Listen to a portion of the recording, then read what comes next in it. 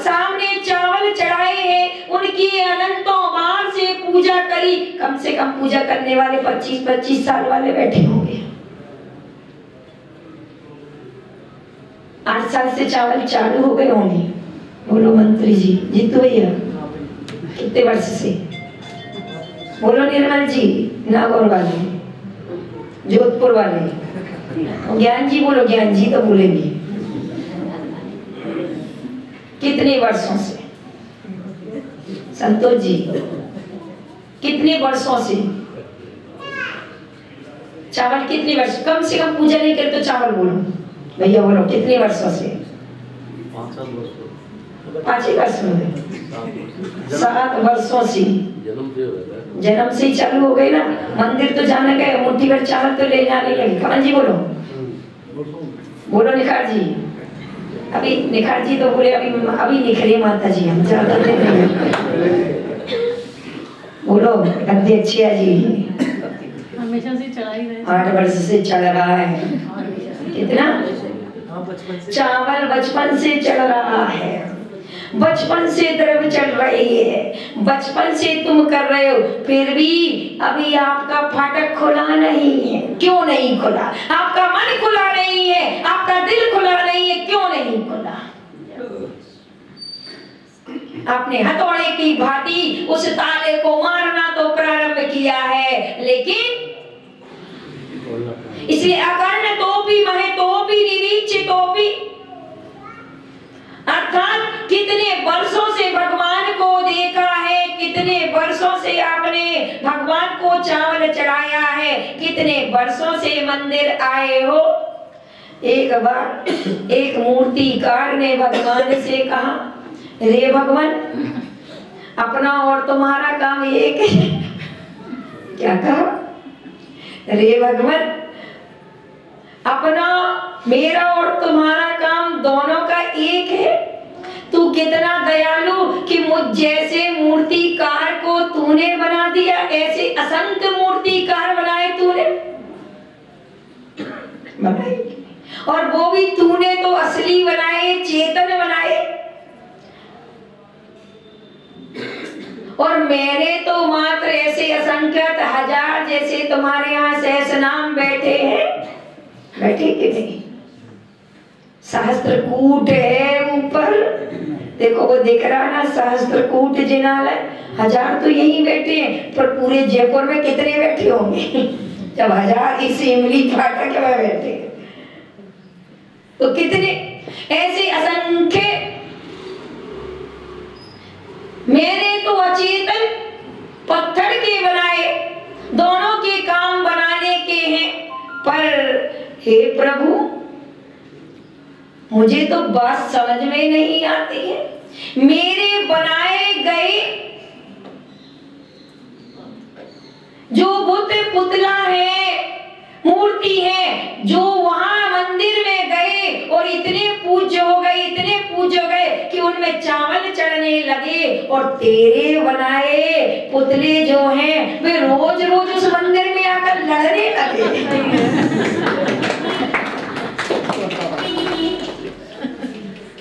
बड़ी विडंबना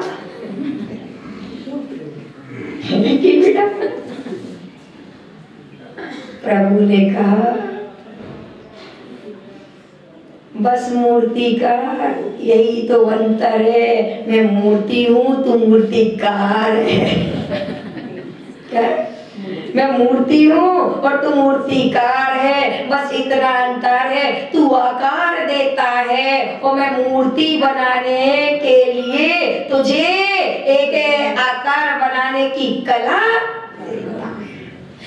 तो बात क्या चल रही थी यहाँ पर? अपनी बात जो चल रही है कि हम भी मंदिर में जो आते हैं, मंदिर में पूजा पत्रा तो करते हैं, अकर्ण तोपी मह तोपी निरीक्ष तोपी, कितने वर्षों से देखा, कितने वर्षों से उनके लिए चावल चढ़ाए और उनकी पूजा की। पूजा करने के बाद भी क्या कर रहे? दुखी देखे जा रहे हैं, पीड़ित देखे जा रहे हैं, नरक निगोद के यात्री देखे जा रहे हैं। क्या कारण है प्रभु?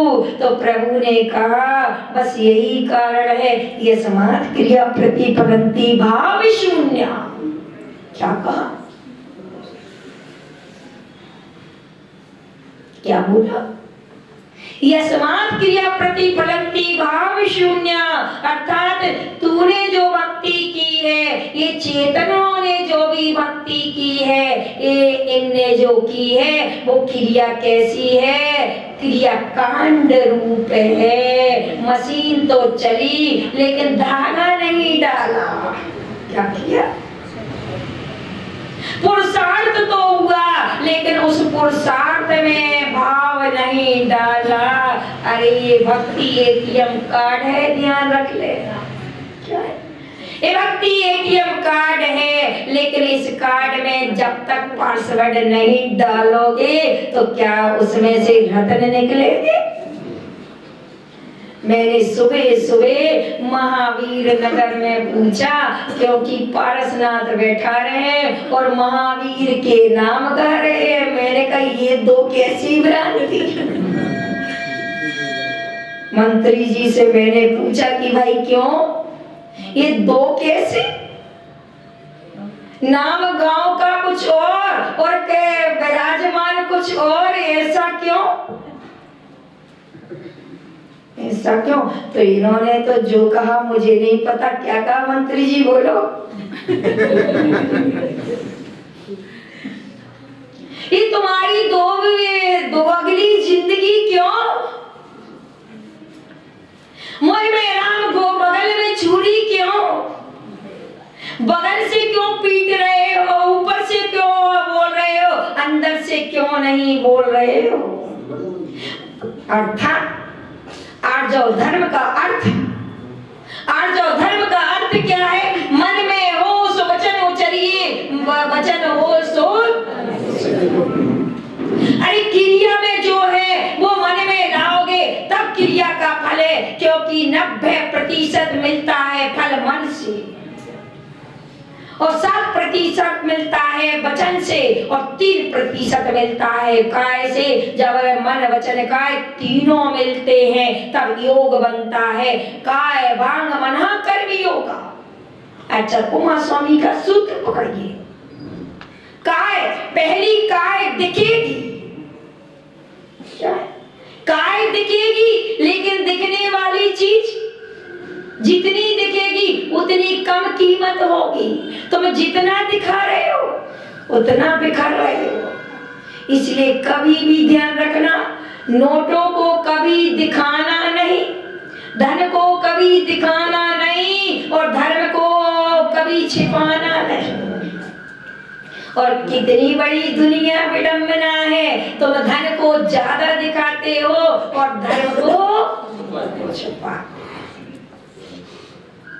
तन से ज्यादा दिखाते हो और मन कहीं कुछ और में जाता है। इसलिए ध्यान रखना। अभी उसी पारसनाथ से मिलो, इनके पारसनाथ बैठे थे, इसलिए मैं इनसे बता रही, जो तुम्हारे दो विडंबना वाली चीज है, एक काले और एक सफेद थे। यानी महावीर भगवान सोने के हैं और पारसनाथ श्याम कलर के हैं। दोनों देखो, है ना, एक काले और एक पीले, दो विडंबना वाले हैं। दोनों रंग देखो अलग अलग है दोनों में रंग। अब काला रंग तुमसे कहता है, वो पारसनाथ के सर्प को देखो, वो पारसनाथ का सर्प तुमसे क्या कहता है कि मैं बाहर हूँ तो लहरिया वाला हूँ, लेकिन जब बिल में जाता हूँ बिलाला जी जब बिल में जाता हूँ तो सीधे सीधे जाता हूँ, टेढ़ा मेढ़ा छल्लीदार लहरिया वाला। इसलिए संसार में रहो, तन में टेढ़ापन आ जाना चाहिए लेकिन मन में टेढ़ापन नहीं। अष्टावक्र देखिए, 8 अंग टेढ़े थे। मैं अकबर की सभा में गया था तो अकबर की सभा में जाते ही उसके अंग को देखकर, उसके शरीर को देखकर सब लोग हंसने लगे। क्या पढ़ने लगे?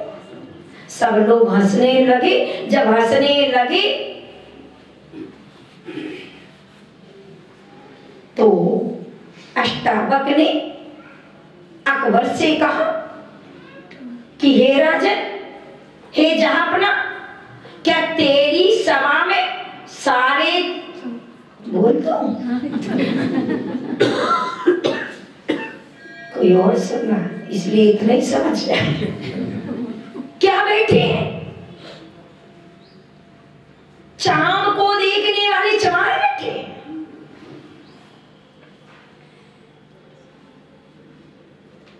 इस बात को सुनकर सारे दंग रह गए। जब उसके प्रश्नों को सुना, सब उसके उत्तर को सुना, तो सारे दंग रह गए। अकबर ने कहा, क्या कहते हो? ये कहता हूं, जी देखिए जो हंस रहे हैं, ये मेरी इस चाम को देखकर मेरे 8 अंग टेढ़े जरूर हैं। ये 8 अंग मेरे टेढ़े हैं, लेकिन मेरा ज्ञान के जो 8 हैं भेद हैं, वो मेरे सीधे हैं।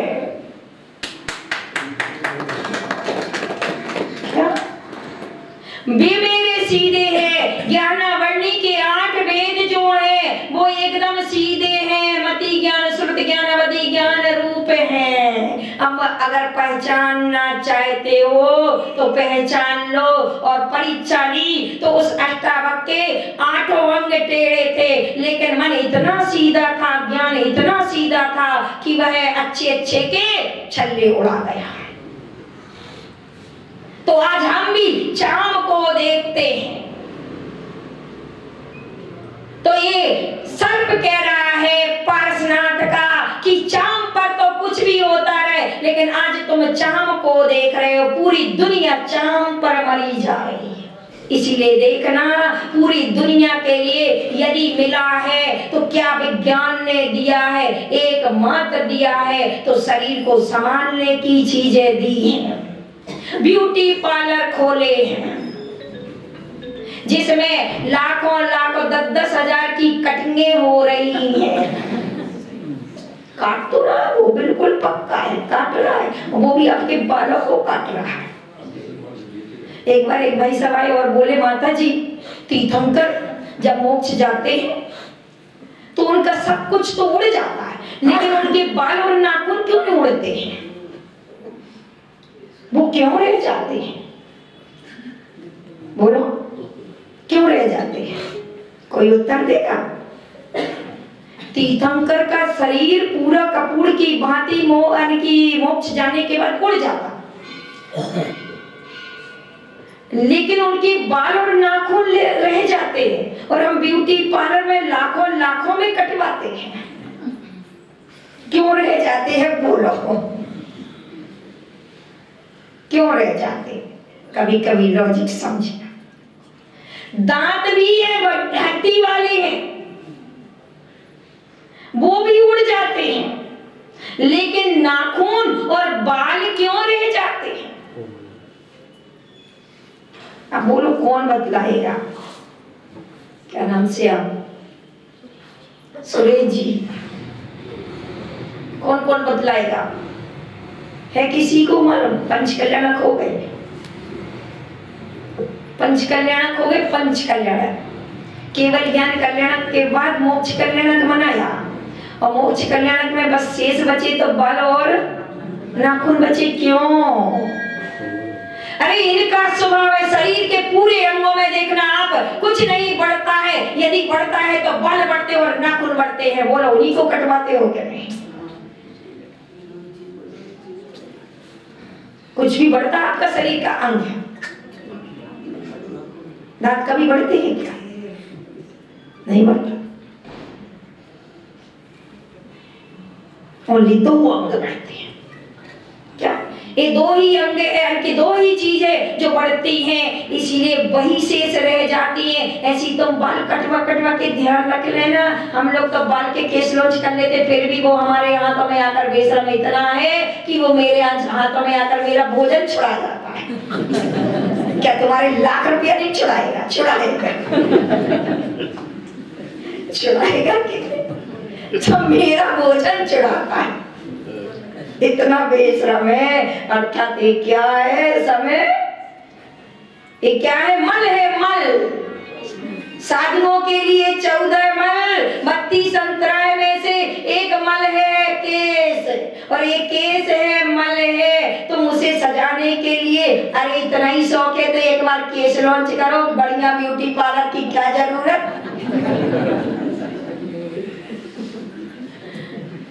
बोलो क्या जरूरत, लेकिन तुम्हारी सुंदरता के, तो ये केस को ध्यान रखना, ये साथ में रह ही जाएगा।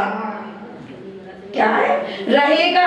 कितना भी कटवाओगे, पैसा कितना भी फूकोगे, लेकिन वो रहेगा। क्या होगा?